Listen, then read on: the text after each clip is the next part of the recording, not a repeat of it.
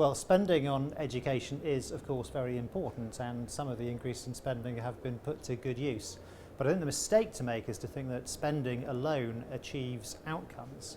And I don't think there's been enough emphasis during the period of the last government on core skills, on core subjects, and getting the basics right.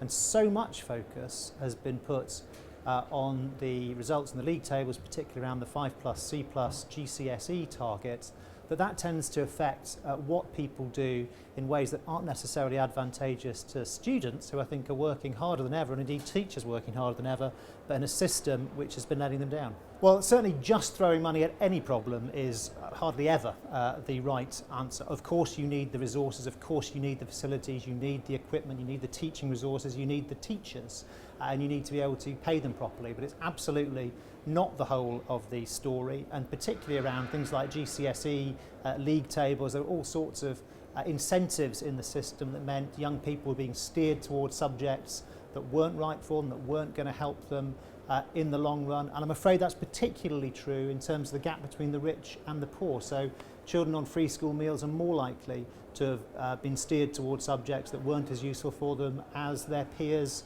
in better off neighbourhoods. Well, there's a number of things either have already happened or are happening or will be happening.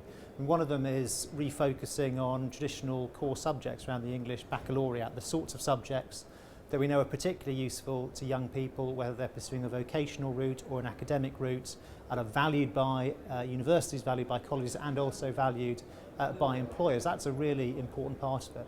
But then there's also bringing back rigour in examination standards, trying to stop the sort of gaming that can sometimes happen of the system, not calling things equivalent to a GCSE if it isn't equivalent to a GCSE, and also really focusing on getting some of the really best people, the brightest people, into teaching, where I think actually we do have already an extraordinarily talented generation of teachers, but you can never have enough.